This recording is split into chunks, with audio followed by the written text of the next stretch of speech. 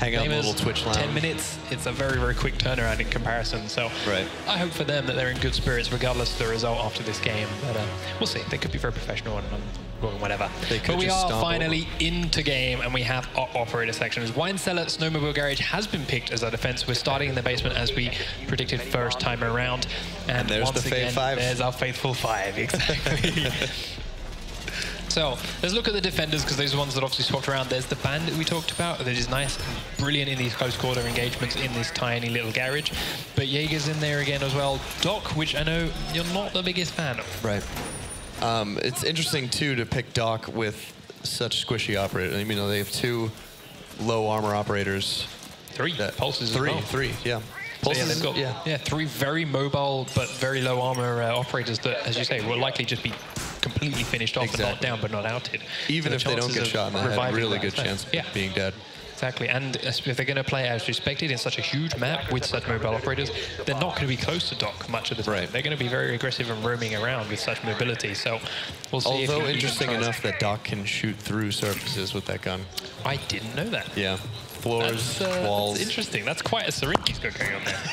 So let's see. Ash has got a drone up in here in this bedroom, keeping an eye on the top floor, making sure that he can clear our way in through to here and make their way safely through the rest of the building. She knows the bathtub is clear, or thinks the bathtub is clear, and goes to the main lobby stairway. It wasn't a very thorough. It wasn't a very thorough search. For such a common spot. Like, proning in that bathtub is actually a really nice place to hide. You don't stick out atop at all. But he's going with it. Sledge does spot a Jaeger here on the top floor. So now there's 3 people on the top floor that know he's there, and they have collapsed in on every side. Epsilon lose their first player thanks to Elation. Flamers get that man advantage. That's exactly how you clear the top floor. Very well played. Right, getting rid of the roamer that early is good news for the attacking team. Getting rid of 1 roamer that early is the key point. There's 3 people still down by the objective, but that drone just missed. I don't know if he heard his footsteps, but that drone did just miss that character while run around that corner. So we'll see whether that comes back to bite them in a little bit as Thatcher starts to make his way into that basement level garage. We do have Bandit actually sitting around here by the garage doors, potentially listening for a thermite breach, potentially just because it's a really good spot for him to cover that that garage. Notice how here they keep watching their back because that trapdoor above that entrance was blown and they don't want anyone to drop in. Oh, I missed that. Okay, yeah. Don't want anyone to drop in on them from that, but here comes our first thermite charge. This will open up straight onto 2 members of Epsilon who have lost another player right now, and Rook is down on 2 HP as well. There goes 4, and it's 5v2. This is a brilliant opening execution for Flamers. There's 1 member down. Now Rook is down, but he has been upped by Rook right now, but by Doc, but there's still only 2 in here. Epsilon pick off 1 kill, but take off a 3rd. Now Legends has got 4 to find, and he's got a minute to be worked off. He does take out 1, but they're coming in around behind him. He knows this. He looks for 2. Can't quite make it happen. And 3 for 1 is all it takes for Flamers to round out that first round. That was very beautiful quick. Push. Beautiful push. Really, That's probably the fastest attacking team we've seen so far. Definitely the fastest attacking team. We've seen teams in the first games completely run out of time. Not get a plant, not get anything done, not to kill everyone, finish completely.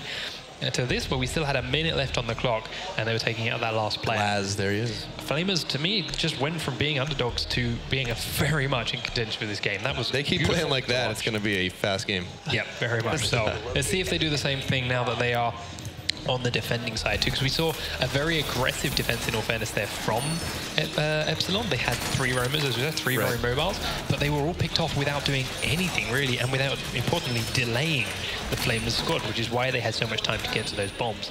I think the roamers were just moving too much. I mean, the first one on the top floor was sprinting around in circles and got, I mean, pretty much hit from every side. Yeah, exactly.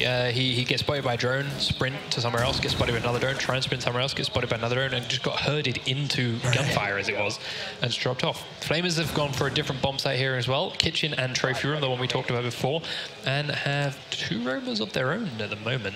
So we'll see whether they stick out at such the range they are. But here is a glass, which is kind of surprising. I'd say it's less surprising given they know this bomb site, but it was a bit of a gamble to pick it without knowing that they were upstairs right now. Because yes, he's got this great angle here. You can see he's trying to pick in through those bomb sites, and that actually cuts off a big section of that internal hallway for the defenders and their mobility.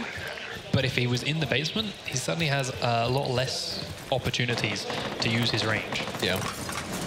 It's, the roamers aren't, I wouldn't even call them roamers with this bomb site. Having the top floor is you have to. Once you lose the top floor, these bomb sites go from great to terrible.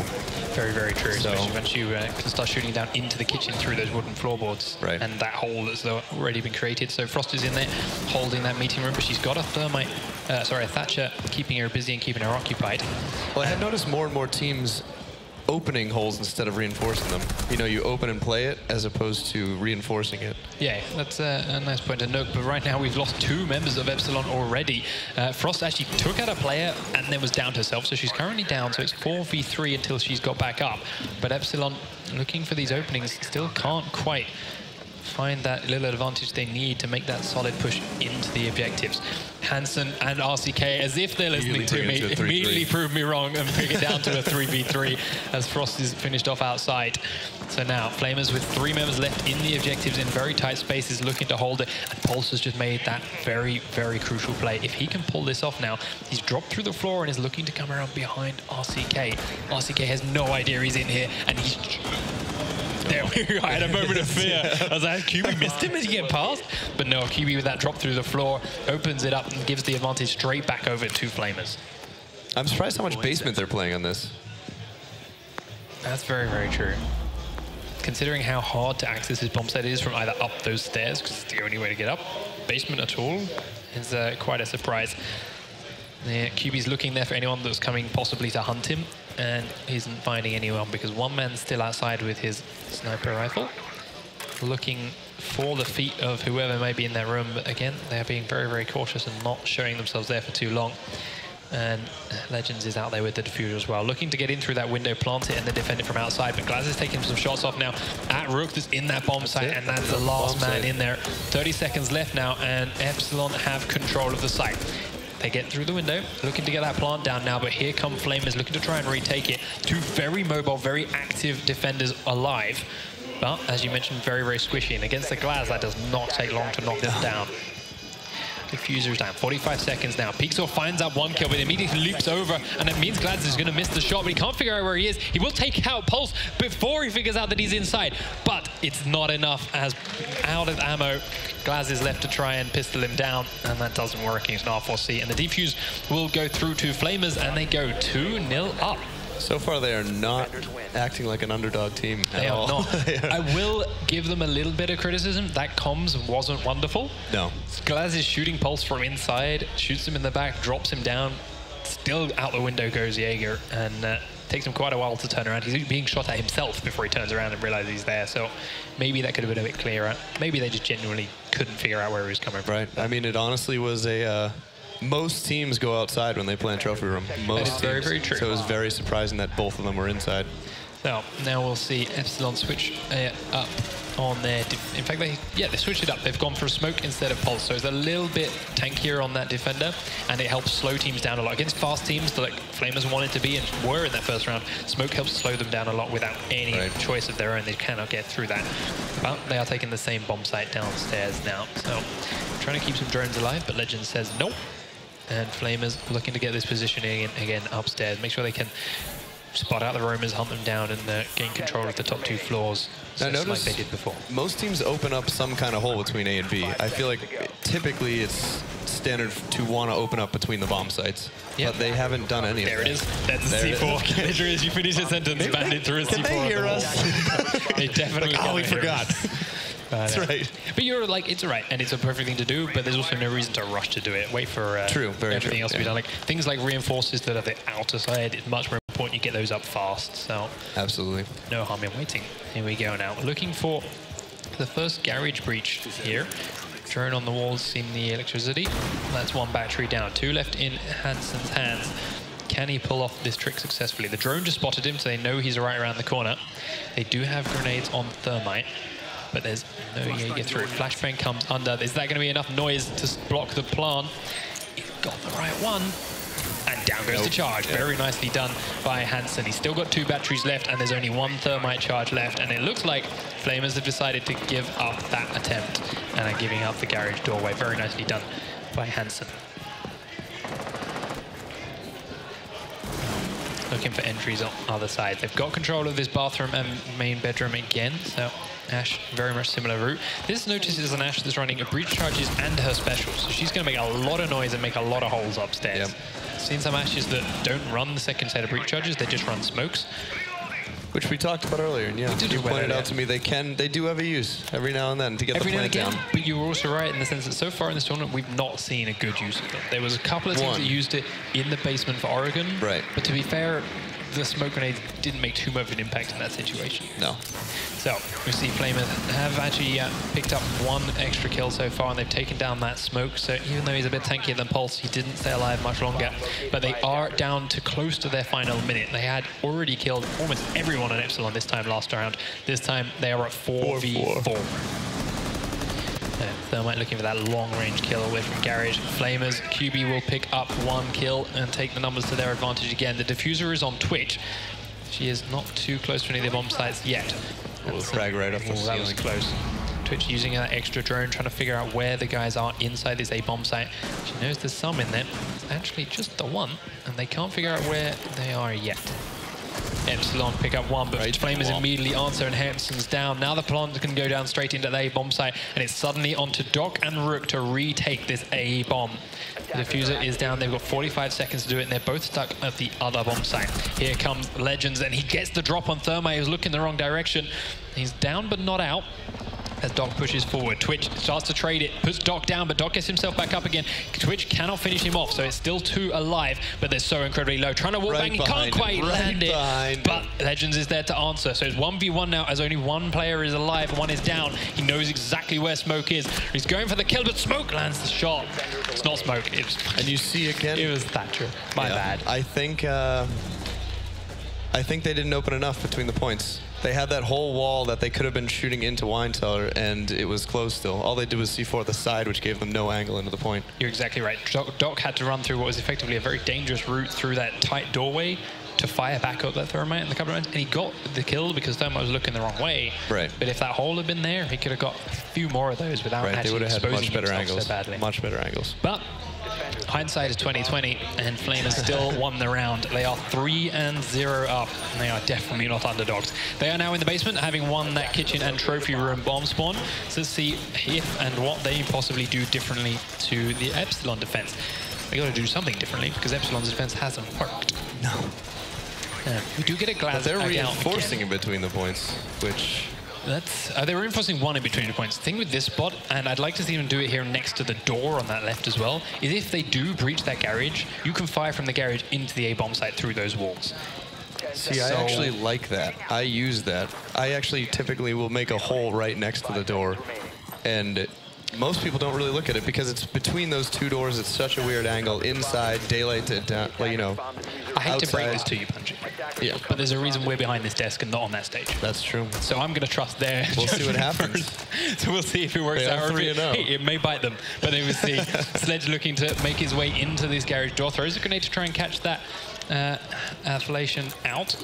The battery goes down. Can't pick it back up again, though, because the grenade is going to go off. It's going to both kill the battery, and the charge goes down, and immediately Flamers have to fall back. So there is the breach from Epsilon. They've got that garage open, and just like we saw before, immediately, even on a house, blow the garage and now go and put some pressure somewhere else. Look for a different direction. They've left Glaz out here because now he can really use his range from distance, where it's really hard for the defenders to see outside into the bright lights, and he can shoot back in. Really bright sunlight. Really bright sunlight. Very sunny days. It's really hard. Oh, Elation peeks into the spray and takes a massive, massive round to the face. Unnecessary peek, to be completely fair. Yeah. I don't know. But Glaz is holding it tight. Everyone else from Epsilon is now pushing the other end of the objective through the kitchen stairs and through that far garage. I will say, them reinforcing the wall but playing Wine is definitely better than vice versa. The way that they were playing the A-bomb site before, the B-bomb site before, because it, you know, they can still see into the ski mobile or snowmobile a lot easier through that other wall they did not reinforce. QB getting a bit impatient there, trying to peek before the Epsilon pushers come in, and he gets killed with ease down. But Pixar immediately returns a kill on RCK, but can't quite stop the plant coming down from Thermite. And again, this big, long, open corridor now is open, and I'd love to see Glaz perhaps relocate to here. And they could really take control of that A-bomb site with Glaz sniping from this garage. They are trying to do it from range with a Thermite on ACOG, though. They do lose one man, and we're back down to 3v3, but that bandit is still very low, and there are 2 Epsilon players inside the B-bomb. Jack is doing all the work and keeping their attention up the other end, but now Elation has spotted these 2 up here. It is 3v3 still, but Elation is trying to C4 out. Can't quite pick up a kill with it, but cancels the defuse, and he will lose his life for it. Glaz walks in, goes for the knife, and gets downed in the process. God. Should have just gone for the shot. There are 2 downed players on Flamers, and 1 of the 2 remaining members of Epsilon are on the floor. Peaksaw only has 1 to find. He's got to have a suspicion as to where this guy might be. He's falling a long way back. Peaksaw is actually getting his teammates up. Very wise play. It's now suddenly a 3v1, and there's nothing that Epsilon could do about it. But Peaksaw didn't even need his teammates. Peaks on his own, picks up the kill, and Flamers go to match point without dropping a single round. Wow, that's definitely not what we expected. 100% not what we, all the analysts expected. They have been training hard and 100% deserve this game. I'm very confused, I'm not going to lie, as to why Epsilon decided to back away once that bomb went planted. They knew 2 people were down. They knew there was only 1 guy up. Stay there, look for him to either push forward. He's either going to go for the defuse or he's going to get his teammates up. There's so many things. And instead, he gave him 2 free revives. And even if he hadn't died to that Jaeger peak, there was 2 other people he had to deal with. If he'd have just stayed a bit closer, stayed a bit more aggressive, he'd have been able to stop those revives. But, again, we'll see. And Epsilon now switching up their bomb sites, having lost 2 defenses on the ground level, are going up to the kitchen and trophy room. There's that shotgun utility we mentioned before, making a hole in through that bomb site, and it gives perfect coverage on that window. And we do see back to the pulse on defense too, and then more smoke shenanigans. What do you get against smoke? Nothing. Nothing against smoke. He just, no. It was no more useful. To be fair, I almost prefer smoke over pulse here, because you consider smoke in that trophy room, in that B-bomb site, and that's the only window they can come through. Throw smokes on that window, and you can see out of it easily. They can't see in it. Right. You keep them out of there for quite a long time. Smoke is very powerful in the daytime. Yeah, and he's perfectly mobile enough that when you're running around inside that trophy room, you're not going to get caught off guard by a grenade or a C4 or anything come through that window, because you can be pretty speedy. I don't know. Let's see if they can make use of the pulse somewhere else to make up for it. So far, with their 3 roamers, Epsilon have not had much success. Now, once again, taking control of the bottom floor from both ends are Flamers, making sure they're not going to get shot in the back like they did before. Well, they still need to be careful of people dropping down through holes in the floor, just in case. We do see 1 member of Epsilon up here in the library. And there's 3 members of Flamers close by. Ash doing the same thing she's done every round, going in through the main bedroom, throwing the hot tub room, checking sure that's all clear. We'll obviously drone first, and now making our way in, taking out cameras. Looking to clear that top floor. Jaeger had his opportunity to pick up that kill and missed it. Flamers answered by taking out Rook. Just come back. Just. Yep. Oh, quick, run away. And now I'm keeping this Jaeger busy. Twitch through this barbed wire is making a hell of a lot of noise, but it's fine again. And Flamers pick up another kill. Epsilon's roamers drop. I mean, Brook's not even a roamer, and he dropped. He peaked way too early. Jaeger, on the other hand, in that top floor has now been killed off after Ash located him. And they're not delaying them too far. They're definitely not hurting them. So these roamers, having so many of them, is really coming back to bite Epsilon right now. Every time Flamers are right, we're ready to go for the bomb push, they're in a 5v3 or a 5v2 situation. Epsilon's roamers are just not winning the gunfights. Yeah. I mean, to be fair, it's not that they're fighting straight up 1v1. They're always fighting 1v2 from both directions. Yeah, no, they're often just looking the wrong way when the guy peeks from behind. Exactly. So, Flamers has been having. If you're going to have so many roamers, I feel that they should play closer together and back each other up. Right. And especially, they should have, from the first to the second game even, it should have been very apparent that they needed to play closer together roaming. Yeah, exactly. But there goes Doc as well, and now it is that 5v2. Flamers start to group up with 50 seconds left. They are ready to push into these objectives. The 2 remaining members of Epsilon are pretty close, but one of them picks up a kill and starts to level the numbers out. There's still so many drones left here for the Flamers squad. Some in kitchen, some coming through the trophy room window. So they're going to track down these 2 members and immediately collapse in on them. One they know is there. There's Flamers going through for the trophy room, picks up 1. Does get killed on the flank from RCK, but he's still got 3 to find, and now they know exactly where he is. C4 goes out, doesn't pick up any kills. He's only got that shotgun though, so he's got to stay at quite a range. looking for a cheeky rotate up top. Doesn't have any of the trapdoors open that he quite liked, though. Gets into dining room and is immediately dropped from long range. And with a 5-0, our first 5-0 sweep. Sweep. An absolute 5-0 Flamers make sweep. it look easy. Epsilon's got to be hurting right now. Epsilon does got to be hurting. That genuinely lost me for words quite a bit, but we're going on to bank. I would be interested to know, especially if anyone in construction, to tell me who picked each of these maps. Now, if Chalet could be Flamers' map, maybe that's their map and that's one-trick pony kind of thing. Maybe that's what it is. If Epsilon have spread theirs out and learned 5, as they told us, maybe they pick bank and they're going to have a better time here. Right. Like to think. I mean, Epsilon's coach did say they are a newer team. Yep. And so, you know, maybe they just don't have that synergy, like we talked about before, to really make a good push in the attacking. And I don't know, maybe they'll make a comeback, like you said. There's all of that's very, very true, but I can't help but feel, and it's going to hurt them even more again now here on bank, they need to back off on the rumors and bring in some more turrets, as I call them. Like people that sit closer to the objectives, people that aren't going to die so early on in the round. Especially in a bank that is, sorry, on a map that is as open as bank. Yeah, exactly. The roamers are at a huge disadvantage. They can get seen by so many more angles, and they're playing with smaller range guns or shorter range guns. Yeah, and we talked about it briefly earlier.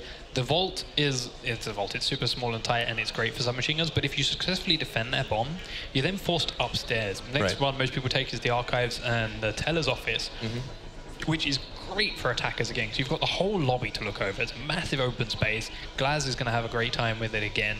And even on the other side of the bomb site, towards the alley access, there's big open square spaces where attackers have so much room to play. And if you've got so many roamers running around the rest of that big open map, they're going to get picked off, and then you've got 5 assault rifles staring down at your little Doc and Rook that are locked in these 2 very small spaces, being pummeled from every angle. It's just going to bite them down again. Yeah. So I'd like to see them switch it a little bit. It's going to be tough for Epsilon. Well, to be fair, they are taking... these defenders are taking that basement room first, of course, lockers and CCTV. So they don't need the lack of roamers here. They want mobility. You want very nimble players to go from one end of this bomb site A to B and back up whoever is needed and wherever the push is coming from. So from this basement level, mobile players are good. You just don't want them to leave this basement level. Attackers have discovered the location of a bomb. And of course on our attack we've got exactly the same, but we do have a Glaz despite the basement. I'm expecting he's going to come in through the garage, and we'll have him sit behind that armored car / ambulance, whatever the hell you want to call it, down in the back, firing all the way up in towards that B-bomb. And if the perfect world, they get that plant in that little corridor, in that B-bomb meeting office, he can completely cover it from that garage. Right. I'd imagine that's where we're going to see Glaz used. But we'll have to watch and figure it out. He has obviously spawned outside, and he's going to make his way through here. There's no reason for Glaz to spawn out the back, to be fair. It's too instantly small and cut off if he comes through alley access. Always got to make that push down through garage, or at least through lobby, where he's got the range advantage over everyone. Right. It looks like he is going to make the garage push, just like you said.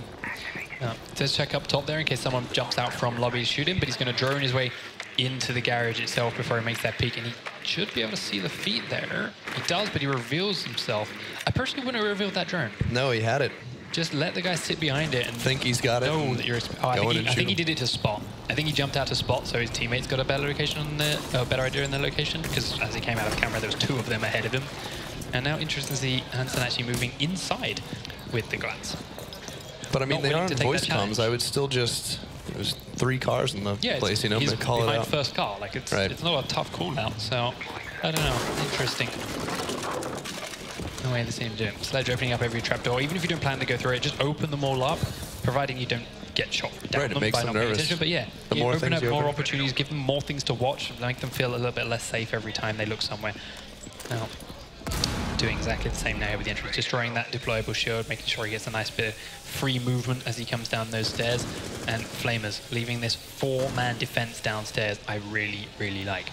The trick is, where is their 5th player? Right, there's so many places to be downstairs. You hardly need roamers anywhere else. Maybe 1. So QB is just upstairs in the cubicle room, and it doesn't look like Epsilon have realized he's there. They lose their first player. Boros losing out to that Super 90. He knew Frost was in there. He droned it. He went pushing for it too, and did it very nearly, but couldn't finish it off. Throwing smoke grenades. I'm still waiting for QB to come in here and stab him in the back. Legends will finish off Pixor. Now where's QB gone? I'm completely lost. Whatever, forget QB. They're pushing those to the bomb site. They've got 50 seconds, and they're trying to get down these stairs. Glaz, again, in a very, very small space, and then smokes himself off. So he's giving himself even less range to try and get down these stairs. I'm not sure I agree. And look, his DMR without the scope on down here is very, very powerful in the 1 or 2 hits for the kill. Yeah. But in a game at this level, with headshots being 1-hit kill, I don't feel like it's better not worth than the any of the trade-off. other L85s or whatnot. As we do see L85s used to pick up one more Flamers player and giving Epsilon this player advantage. 4v3, 20 seconds left, and they're down to 4v2 and inside the objective. They've got the diffuser very close to B. And One up and it's the guy with the lowest health. Yeah, no health on this Frost at all. They knew roughly which direction he was in. Let's not underestimate the Super 90. They didn't hear him drop down, but he picks up 1 kill, and now they know exactly where he is. He's got 3 to find, and he anticipates they're on the wrong bomb site. That's going to make it tougher for him still. Now he knows they're in B, looking to flank all the way a long way around. They've got guys up this end. He pulls a C4 as he peeks the corner. Yeah, I like the ambition, but never the corner with a grenade in your hand or anything like that. That's like rookie level mistakes.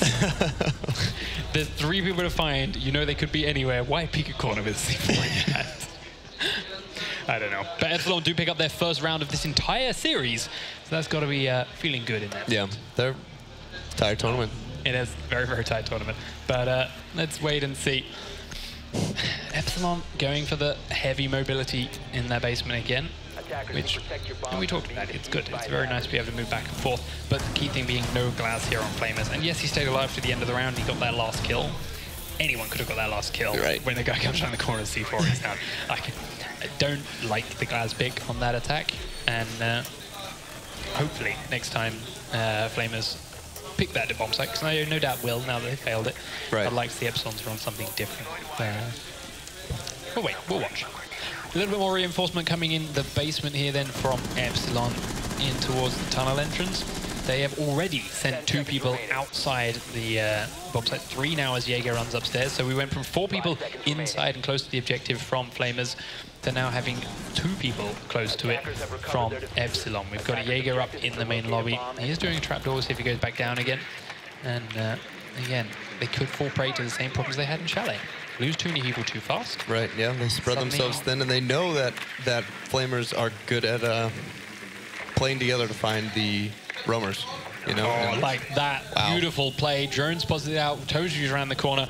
Does get down because it's a shotgun, but ultimately 1 kill for free goes towards Flamers on their attack. 3 players coming in then from this tunnel. Thermite, Thatcher, always together, looking to make this breach and make some pressure arrive from this A bomb site. Dynamic duo. Dynamic duo indeed. Or troublesome twosome. I like dynamic duo. The troublesome twosome, Thermite, and Thatcher. It's a mouthful. It's too many syllables. We talked about this. Lots of T's. We do see Jaeger and Bandit then coming a little bit closer to the objective now. Jaeger standing on the stairs, is dueling with 1 or 2 players, keeping them busy. Yeah, Bandit was in the garage for a little while, but now realizes there's no one coming that way and comes to back up his team. This I like from Epsilon. More players closer to the objective. They can trade kills, they can back each other up, and they can help each other out. Right, I think they only went out for the reinforcements and then came back down. Yeah, exactly. Although Bandit is still cautiously peeking that garage, just making sure they get the information, making sure they're not going to get stabbed in the back from there. But you're right, he does keep darting back in to help out his team. Attackers recovered the diffuser. There is 1 player left in here at this A bomb site. Flashbangs going out from Twitch. She's got the diffuser. Is she going to go for some cheeky plants? She's trying. The plants go down. That was ambitious. I like it, but I don't see a world in which that would ever work. And now Flamers are down with the diffuser inside the A objective, where Epsilon can see it, and 4 players left alive to try and defend it. And this Thatcher is as good as dead. Thermite, sorry, is as good as dead. Let's be real. 1 HP. Yeah, they're... So he cannot peek anything without fearing for his life. But we're seeing more smokes coming out, which is brilliant play from Epsilon. Keep them away from the diffuser, keep them away from the objective, just delay it. They're down to within a minute on their timer, and they have to start making the move. Can't quite see him. He should have there. You can see that head. Oh, the pre-fight didn't quite work out. Jack drops him. 4H gets the 2nd kill on Boros, and suddenly this is looking really, really good for Epsilon once more. 4v2, and they know roughly where those last 2 players are. Pete goes down and Ash is down. Sledge is doing his own, leaps in, does pick up the kill on Bandit, but thank you, Epsilon, for answering it straight away, thanks to this time being close together. Exactly.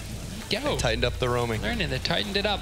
They're there to answer the kills on each other, and they go 2-0 up on Bank. Flamers coming back now for their defense. I'd be very surprised if they don't take the lockers again, get back downstairs. Starting to think that Chalet was Flamers' map. Very, very possible that Chalet was definitely Flamers' map. We do see Epsilon taking that glass again. We'll see if he has any better luck in the garage this time, or if he immediately just blanks it and goes somewhere else.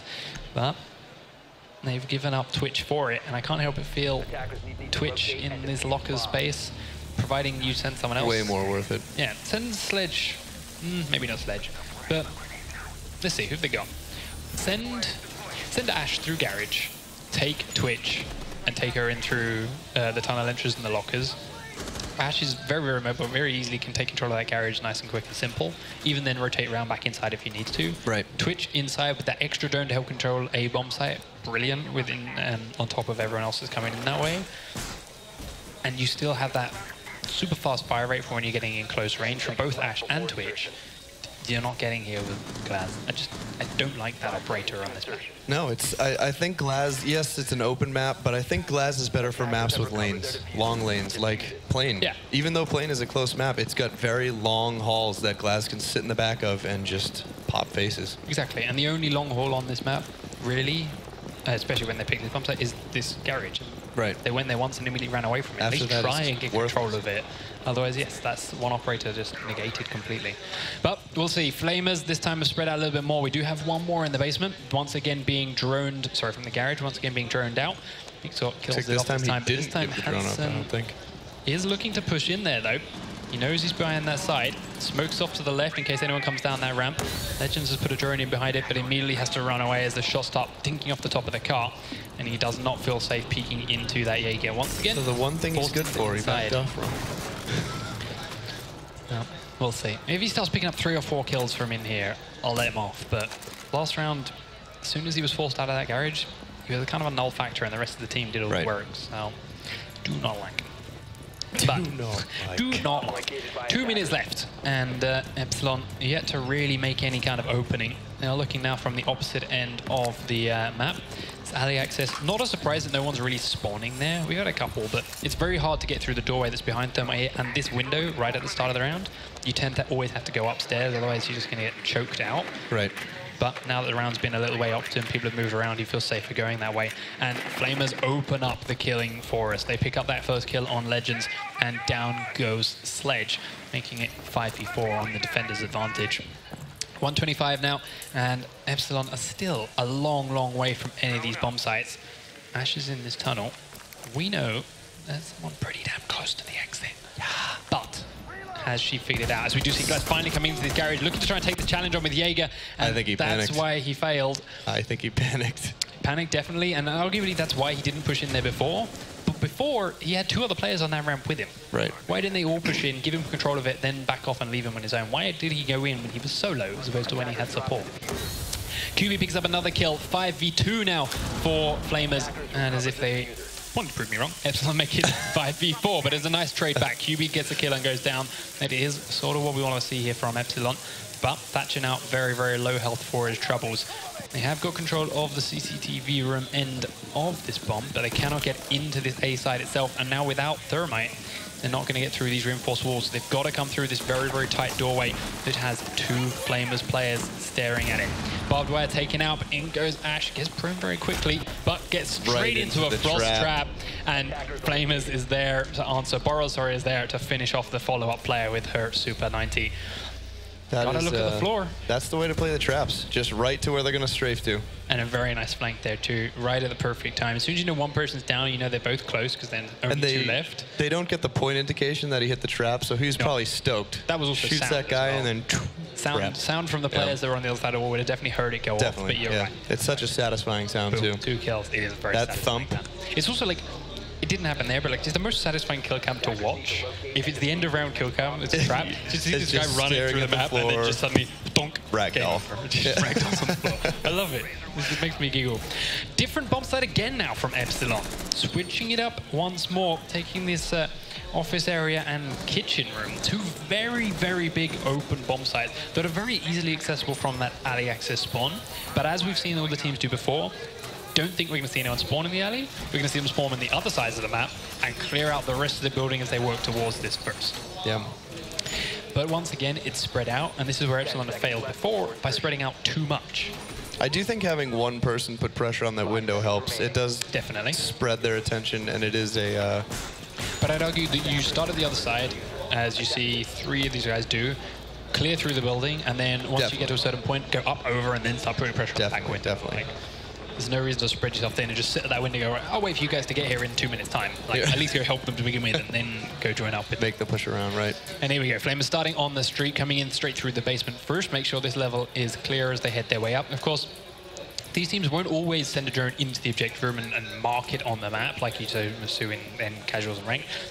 But you can figure out where the bomb sites are just by seeing where they're playing. But the scan points. It's all about getting to the top of that score, but that we very rarely see. So, while it may not show up on their map, they do know exactly where it is. And here is Sledge, as you mentioned, putting pressure on this back window, joining in, keeping eyes on people, keeping their attention focused this way while his team start to look at other openings. And they've now realized Boros is down there, and I think it's Rook. No, it's Elation that's down there. They're realizing they have a lot of control actually over that basement to begin with, but 4H decides otherwise, goes straight down with the Super 90, picks up 1 kill on Elation right at the bottom of those stairs and goes straight into the vault.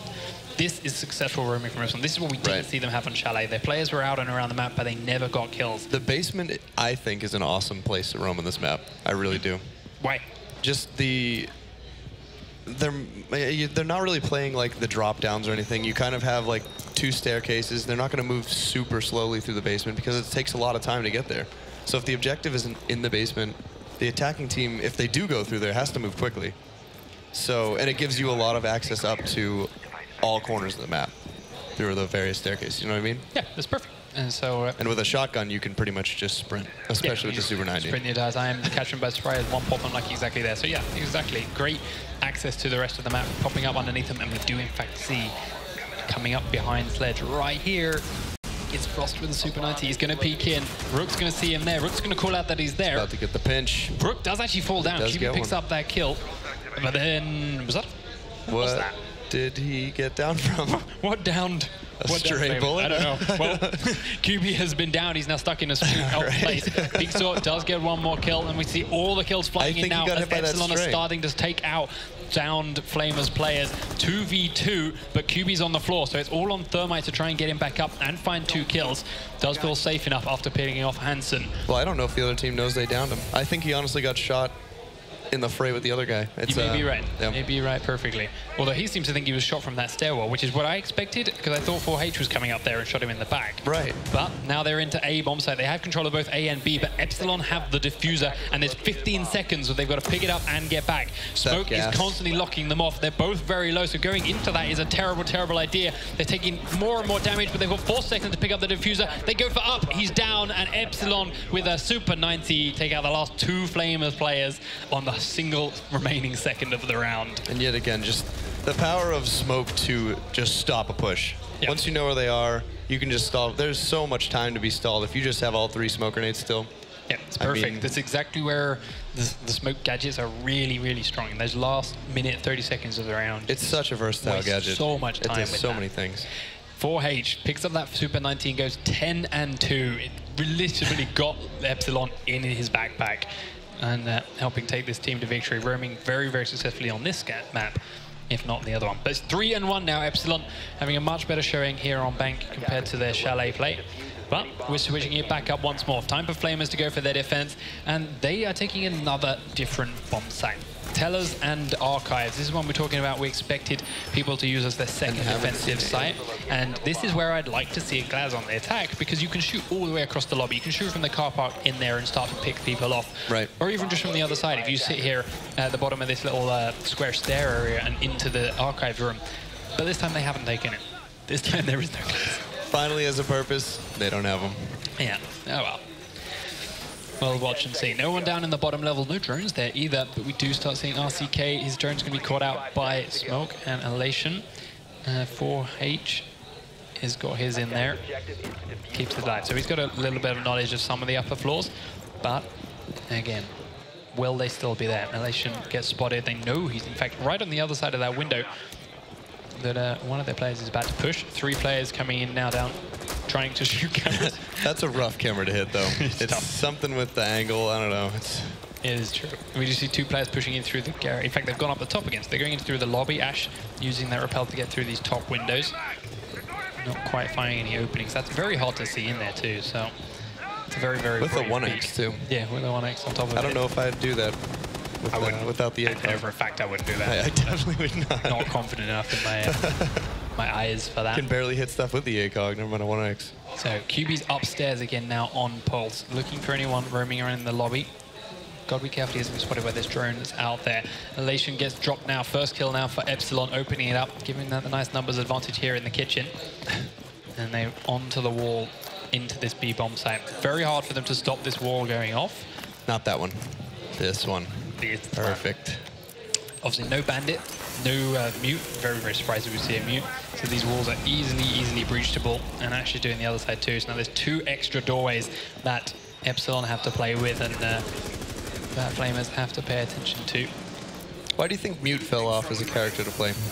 Used to see him a lot, never see him now. We'll get to that on the analyst desk a bit, because I need some time to think about it. But QB using his pulse with a perfect flank and does pick up 2 kills on the attacking Epsilon players as they started to focus on the bomb. He gets in and shoots him in the back, but it is now a 3v3 again, and this time QB stayed alive in the process. 3 beat charges left on Ash, but she's used all of her specials, and the 3 remaining members of Flamers are close to the objectives as QB finds herself a 3rd kill and now completely negates one side of the map. The last 2 remaining members of Epsilon are in the same direction, and this is very, very powerful. They're literally on top of each other. Very, very powerful for Flamers. He also knows he's down the diffuser. Grenade goes up one side, but he can't find that 4th kill as he does get dropped down. We're back into 2v2, and that unlocks the diffuser again now for Epsilon. They can pick this up and reshuffle. They've got 50 seconds, 45, which is a lot to play with. Oh, as Torok takes 1 kill. And again, a slight miscommunication from Epsilon. Didn't seem to know where he was coming from. Right, yeah. Because as soon as you peek out that door, look, he's looking the complete opposite way. Right. He killed them from both in the same direction, so a lot of confusion going on here for one reason or another. These teams don't quite understand where these shots are coming from. Oh, 3 and 2, a much closer map, that's for sure. As 4-8 is still rocking up there with the 12 kills now. Flamers had a rough start, but they're bringing it back yet again. Like, if nothing else can be said, they are learning a lot from round to round. As we saw our first, I want to say controversial operator picked here. IQ. Wow, I just saw that one. IQ. Do you want to explain why we've seen an IQ? Do I want to explain why? Or do you know why we've got an IQ? I have no idea why we'd have an IQ. So obviously IQ's gadget everyone considers is useless. And in most situations, maybe some pistols through smoke, but it is useless. But other than that, she is a very good operator. 2 armor, 2 mobility, very mobile. The guns are brilliant. Some would say, or some people do say, some pros included, say she has the best gun in the game with the AUG. A lot of people are big fans of that. And as we saw both Epsilon coach and our coach mentioned before when it came to the shields, a lot of the shield choices aren't so much for the gadgets as they are just for player preference, player comfortability. Right. And if you're more comfortable on IQ than perhaps any of the other 2 armor to attack operators in the game, go for it, play it. She's using the 5.2, so after I talk about the AUG, scrap that. But 5.2 is also a very strong, very high power weapon. So we'll see what he can make happen with this. She's been swapped out for that Twitch, so again, she's there as like a DPS stroke. She's there to bring that pain and to be close and perhaps into one. I still think the value of, I mean, Twitch's gun is no argument fantastic, and then the value of that extra drone, even if you don't do any damage or take on any devices with it, just that extra intel, I think is huge. So the difference I think we're going to see here compared to the Xbox Pro League is that how quickly drones die, which is why perhaps that extra drone has been negated. Maybe if it's not been surviving very long, go without it. I was going to say that taking the 5.2 when you're on the bomb sites that are upstairs is more useful because of how open it is, but they're not upstairs. They're back downstairs. They're in the basement. Right. So you're not getting that long-range engagement. So Twitch is famous again. It becomes incredibly powerful. But we do see Flamers looking for that push in. Flashbang's coming into the tunnel. RCK looking to conceal the drone. But while they bait thing, they think they're safe keeping him busy with the drone. Jack is there to allow that first push with that silky headshot. As you mentioned, SMG-11. RCK catches a nade to the feet, doesn't do too much damage as Epsilon pick up another kill on the other side of the map, and Thermite finally realizes he's not getting through that doorway, especially not alone, so it's time to adjust and group with his team. It's now 5v3 in favor of the defending Epsilon squad. This win will take them on to match point and draw out this series should they win it, but they've still got a couple of rounds left to do here. QB upstairs again, looking for some kind of cheeky opening. Anyone that might be lurking around up here. Pixel's here with him, but there's no one on that floor. Or was there someone on that floor? No, Boris killed his outside. Boris came down the stairs. 4H dropped him with a perfectly timed roam. And now the last two members of FlamesOR were upstairs. They're still looking for this one roamer. They're still looking for that Jaeger that's done so much damage to them so far. And he's out. Yeah, he's long gone. They can't find him, not in the time they've got left. So they drop straight through into RCK's shotgun. And he will immediately leave QB now 1v5. Looking for a player he knows is on this floor, a player that he knows is underneath him. And he's going to peek down, possibly into the shotgun. He did see the peek, but he doesn't get the kill, and QB falls to give Epsilon another win and put them on match point. Nice silky kill. Peeks at one angle and then moves a couple of steps further forward to move his head from a slightly different place to re-peek. Doesn't get that insta-pop. Very nicely done. 4 rounds to 2 then, and we are back into the basement now for Flamers defense. What could be their last stand in this play day 1, as it is. We've still got 4 more games to come after this. Oh, yeah. But the 5's back. Attackers need to locate. Very much so. No more changing it up. Right. I still don't know about the IQ. No, she didn't really do a whole lot, but to be fair, I don't want to judge IQ based on that round because none of them did anything. So right. You can't really do it. Not all her fault when no one did anything. So we'll see. Maybe we'll see her if they perhaps pick up this win, have another chance to attack. We'll see if they trust and put faith in her again. But it wouldn't surprise me if we don't. So, Flamers on their defense once again in the basement, spreading out, making sure they get the trapdoors done. Pixel heading down into the garage again. He had such success there last time, killing out that glass, locking him down, keeping him locked away, and then finishing him off eventually. Going to try and do a similar thing again. We do see Boris upstairs as Frost just to reinforce and then go straight back down to where she again had a lot of success with that Super 90, blocking off that tunnels, making sure that CCTV room is on lock. And Flamers showing us, as they've done time and time again, that they like to keep lots of players close to their objective and not spread out too far. Drawing scouts to begin with from Epsilon. Making sure some of the obvious rooms are clear, making sure the easy spots are open. But the problem with droning for this long, in Thatcher's case, is he's cleared a lot of rooms with that. But yes, no one wants to say, in the time it took you to clear the other 2 rooms, they can go in the first room you checked. Right. He could be on the other side of this window now. It's a little too far ahead. I prefer short-range drones. Well, they got drones everywhere. That's true. He's not the only one. A lot of drones. Pre-firing a couple of wall spots. Oh, right on him. Unfortunately, there was 2 walls between QB there, but that would have done quite a bit of damage. Should he have been 1 wall over. But this is 2 members of FlamesOR's upstairs, and these are dangerously close to Frost. They know he's in there. They've been droned out. They've got the information that there's people upstairs in that teller's room. But he can't quite land the wall bangs just yet. Epsilon controlled the lobby, controlled the top of the stairs in the elevator area, and they're controlling this office space. But they still know there's 2 people left to find upstairs. Pixel's still in the garage. Elation underneath the elevators now, making sure that drops there. As Boros actually makes a sprint for a very different position. See if he can make this work. Very late roam, yeah. 1 minute 30 though. To be fair, Epsilon are no very close to this objective, so a late roam like this could be the round-winning move if it stabs them in the back when they're already low on time for trying to get to the objective. Right, yeah, they're down to a minute, still 10 up again. I've seen a lot of that today. Very much so. I think this 3-minute round time is very different to what anyone plays in matchmaking. Obviously, these guys are screwed with it, but it adds a whole nother level of urgency to these teams, even if it is only a minute. Boris does pick up a kill after roaming to the very top floor and then coming back down, but he gets immediately down by Hansen and Knife. So it's a trade of 1 for 1. But every kill counts when you're only in the last minute of the round. Torek now knows there's 1 player pushing in through the A bomb site, and he's going to try and keep him locked in position. Pixel still in the garage, looking to make sure they don't flank around from that way, but also keeping an eye on the stairs as Elation sits here in that elevator, making sure they don't drop down through the vault spawn. Still 1 player left upstairs from Flamers, though, looking to see what he can do. QB gets up 1, Twitch comes in, actually runs into teammate Fire, as they're trying to take out Torek. Torek doesn't down anyone. Legends downs Peaksor as he peeks from the garage, but the diffuser has been planted in this A bomb site and saves them on the timer. Now a 3v3, but it's on Flamers to retake this A bomb site, and this is such an easy spot for Epsilon to defend. Yeah. Now Ishan looking for cheeky prone kills through the doorway. A little bit of pre-fire coming out from Hansen again. Flashbangs just to slow them down even more. She doesn't need to peek until they get close to the diffuser rather. She's just keeping them pinned. Torek, she doesn't know this, but has actually made his way inside, so could get the drop on her if she's not careful. Elation walks forward with the C4, but gets shot from the roof down. Torek, however, will answer onto 4H. Now QB is trying to flank her around. Does only down one player. Torek's pushing in the back. Downs them both. Got to go for the defuse. Does he have enough time? It's going to be incredibly close. It's a 7-second defuse, and he doesn't get it done. That pinch, though.